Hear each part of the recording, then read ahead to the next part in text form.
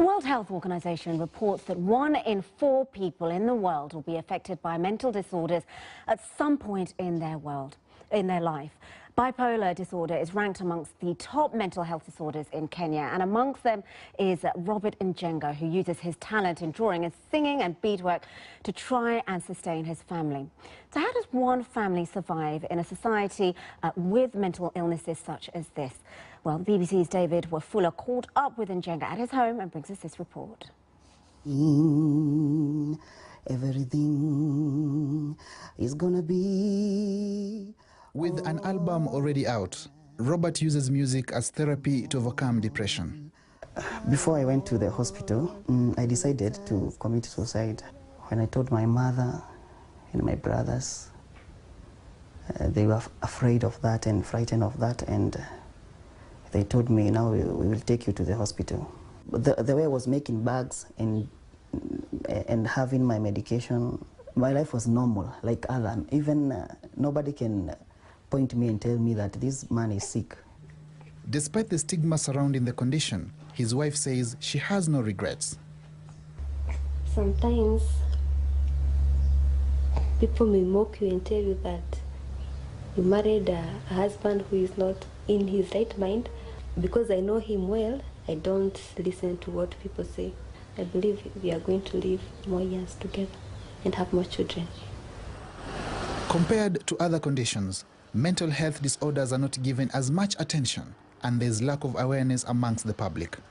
According to the World Health Organization, more than 800,000 Kenyans suffer bipolar disorder.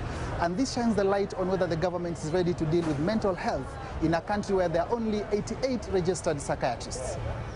Managing extreme mood swings can really be a tall order for not just family members, but also health workers. Robert gets treatment at this mental health clinic about 10 kilometers from his home. Martin Wathika, a psychiatric nurse here, explains some of his difficult encounters with patients. They want to talk so much. They want to be listened to. They are a little bit irritable. So a patient who's like that, they are really, really violent sometimes. So it takes time to actually be able to assess this patient, be able to calm them down so that you can be able to manage them. In a country where mental health is allocated just slightly above 1% of the national budget, Robert can only hope that healing is on the way for people living with similar conditions who may not be as lucky as he is. David Wafula, BBC, Nairobi. Well, joining me to talk about some of these issues raised in the report from Nairobi is the counselling psychologist Christina Lenju. Thank you for joining us. Let's just start by you explaining perhaps what specifically bipolar disorder is and what kind of treatment it entails. Okay, bipolar disorder is a brain disorder. So it is characterized by extreme moods. So you have the manic phase and the depressive phase of the disorder.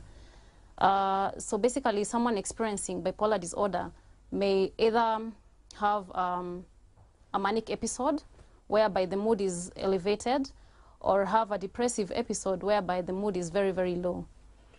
Yeah. And what kind of treatment might a person need?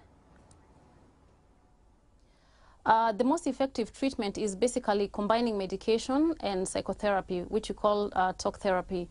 So a person with bipolar disorder could be given mood stabilizers to stabilize the moods, as well as antipsychotic medication. And then the person needs psychotherapy for psychosocial support. Yeah. I mean, we heard there in that report from Robert's wife just some of the stigma that she had faced. Also, Robert himself talking about some of the things that he had been battling with. How do you begin to change that?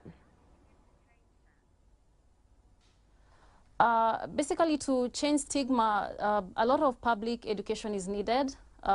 We need to create awareness for people to understand that bipolar is a disease like any other.